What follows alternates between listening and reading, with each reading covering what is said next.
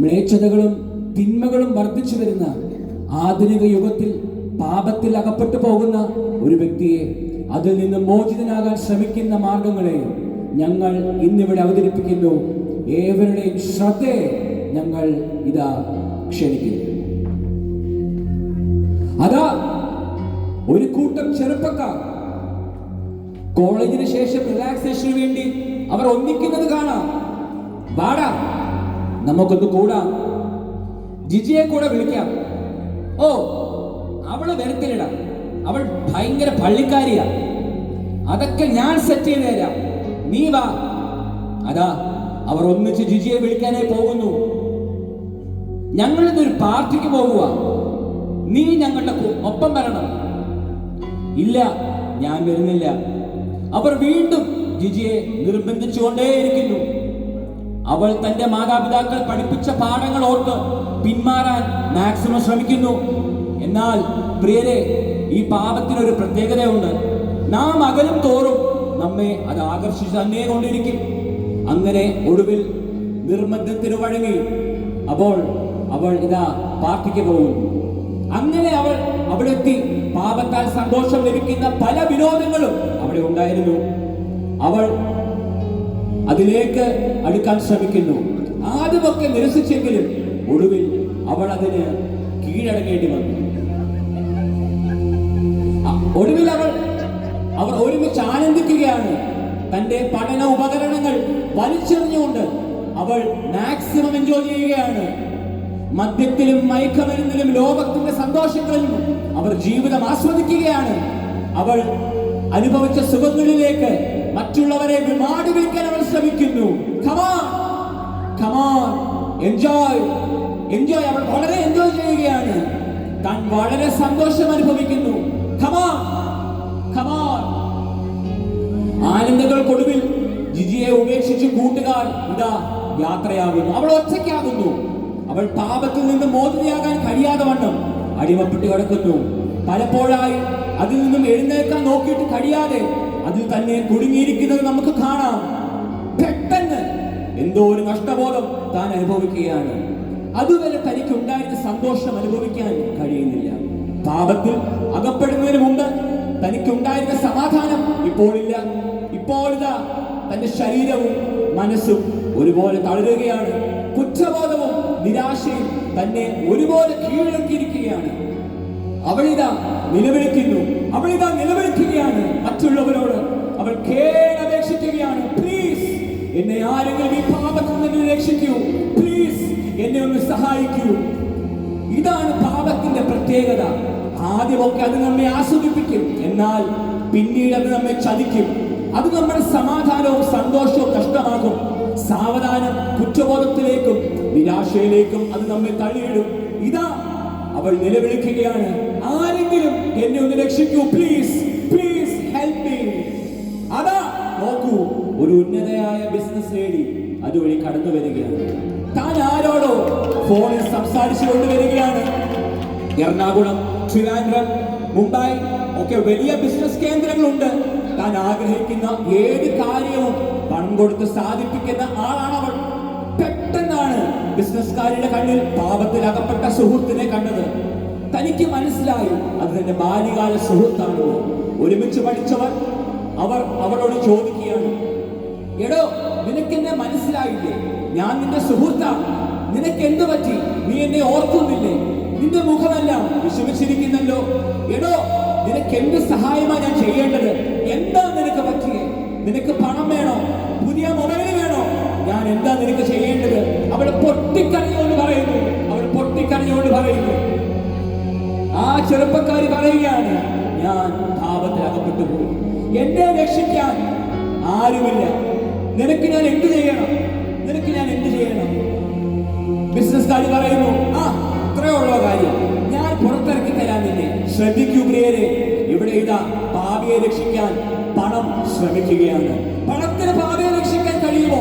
ഇവിടെ ഇതാ പണവും പാപിയും തമ്മിൽ കൈകോർക്കുകയാണ്. ഇല്ല, പണത്തിന് പാപിയെ രക്ഷിക്കാൻ കഴിയുകയില്ല. പലരും പണം കൊടുത്ത് നേടാൻ കഴിയും. പക്ഷേ പാപത്തിൽ കിടക്കുന്ന മനുഷ്യരെ രക്ഷിക്കാൻ പണത്തിന് സാധിക്കുകയില്ല. ആ ബിസിനസ്സുകാർ പറയുന്നു, ഇല്ല, എനിക്ക് നിന്നെ രക്ഷിക്കാൻ കഴിയുകയില്ല, ഞാൻ പോവുകയാണ്. അവൾ വീണ്ടും വീണ്ടും പൊട്ടി പൊട്ടി കരയുകയാണ്. ആരുമില്ല എന്നെ രക്ഷിക്കാൻ, ആരുമില്ല എന്നെ രക്ഷിക്കാൻ, പ്ലീസ് പ്ലീസ്. അതാ അങ്ങോട്ട് നോക്കൂ, നാം അറിയുന്ന, നമ്മെ അറിയുന്ന, നമ്മുടെ നാടിനെ അറിയുന്ന, നമ്മുടെ പ്രിയങ്കരയായ മേയർ ഇലക്ഷന് ശേഷം ഇന്നാണ് അദ്ദേഹത്തെ നാം കാണുന്നത്. അടുത്ത ഇലക്ഷനിൽ വോട്ട് ചോദിച്ച് അദ്ദേഹം വരികയാണ്. അപ്പോഴാണ് അദ്ദേഹം പാപത്തിൽ അകപ്പെട്ട മനുഷ്യനെ കാണുന്നത്. താൻ ഓടിച്ചെന്ന് അവരോട് ചോദിക്കുന്നു, നിനക്കെന്താ പറ്റിയത്, നിനക്കെന്താ പറ്റിയത്? ആ ചെറുപ്പക്കാരി പറയുകയാണ്, ഞാൻ പാപത്തിൽ അകപ്പെട്ടു പോയി, എന്നെ രക്ഷിക്കാൻ ആരുമില്ല. എന്താ, ഇത്രയും പുരുഷന്മാർ ഇവിടെ ഉണ്ടായിട്ടും നിന്നെ രക്ഷിക്കാൻ ആരുമില്ലെന്ന്? ഞാൻ നിന്നെ രക്ഷിക്കാം. ശ്രദ്ധിക്കൂ പ്രിയരെ, അധികാരത്തിന് പാപിയെ രക്ഷിക്കാൻ കഴിയുമോ? അധികാരവും പാപിയും തമ്മിൽ ഇതാ കൈകോർക്കുന്നു. എനിക്ക് നിന്നെ രക്ഷിക്കാൻ കഴിയുകയില്ല എന്ന് പറഞ്ഞ് അവൾ ഇതാ വീണ്ടും യാത്രയായി. അവൾ പൊട്ടിക്കരയുകയാണ്, എന്നെ സഹായിക്കാൻ ആരുമില്ലേ, എന്നെ സഹായിക്കാൻ ആരുമില്ലേ? അതാ അങ്ങോട്ട് നോക്കൂ, ആ നാടിനെ കിടികിടാ വിറപ്പിച്ച ഗുണ്ട അമ്മയും അറിയായും കടന്നു വരുന്നു. നാട്ടുകാർക്ക് ഭീതി ഉളവാക്കി, നാട്ടുകാരെ വെല്ലുവിളിച്ച് സകല ചട്ടമിത്തരവും കാണിച്ച് അവർ പാപിയുടെ അടുക്കിലേക്ക് ഇതാ നടന്നു വരുന്നു. പെട്ടെന്ന് ഗുണ്ടപാപിയോട് ചോദിക്കുന്നു, നിനക്കെന്താ പറ്റിയത്? ഞാൻ പാപത്തിൽ അകപ്പെട്ടു പോയി, എന്നെ രക്ഷിക്കുവാൻ ആരുമില്ല. ഇതാണോ കാര്യം? എത്ര പേരെ കൊന്നൊടുക്കിയ കൈകളാണിത്. ഇതൊക്കെ നിസ്സാരം, ഇതൊക്കെ വളരെ നിസ്സാരം എന്ന് പറഞ്ഞ് അവർ പാപിയെ പാപത്തിൽ നിന്ന് മോചിക്കാൻ നോക്കുകയാണ്. ശ്രദ്ധിക്കൂ പ്രിയരെ, കായിക ബലത്തിന് പാപിയെ രക്ഷിക്കാൻ കഴിയുമോ? ഇതാ പാപവും കായിക ബലവും തമ്മിൽ കൈകോർക്കുന്നു.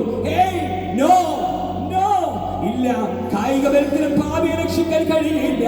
അവൾ വീണ്ടും വീണ്ടും പൊട്ടി പൊട്ടിക്കരയുന്നു. അവൾ വീണ്ടും പൊട്ടിക്കരയുന്നു. അതാ അങ്ങോട്ട് നോക്കൂ, ഒരു സുവിശേഷകൻ സമൂഹത്തിന്റെ അധർമ്മികത കണ്ടുകൊണ്ട് മനം തകർന്ന് ശാന്തിയുടെയും സമാധാനത്തിന്റെയും പ്രതീകമായ സുവിശേഷം പറഞ്ഞുകൊണ്ട് ഇതാ കടന്നു വരികയാണ്. പെട്ടെന്നാണ് തന്റെ കണ്ണിന്റെ മുമ്പിൽ ആ ഭാവിയെ കാണുന്നത്.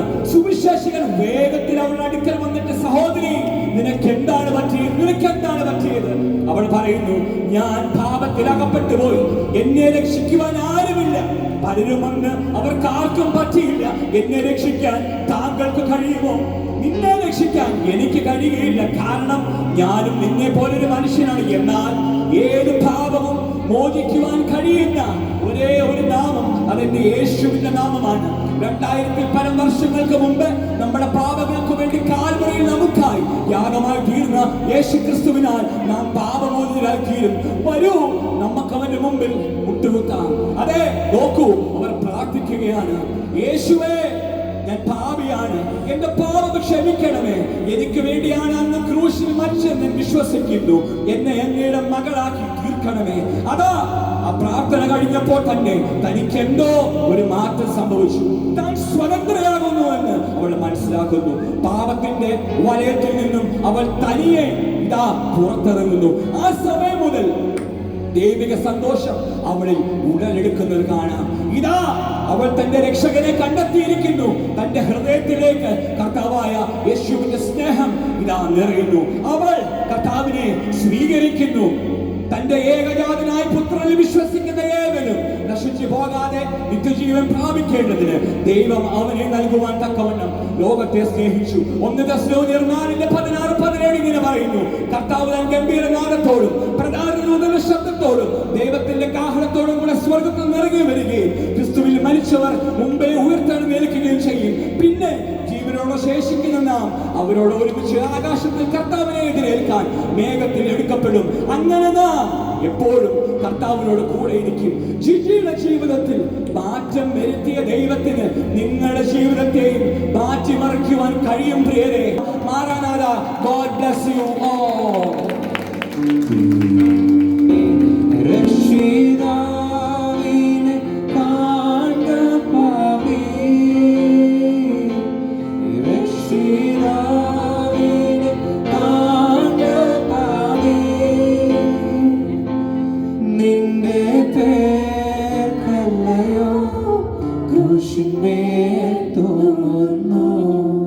നിന്റെ പേർക്കല്ലയോ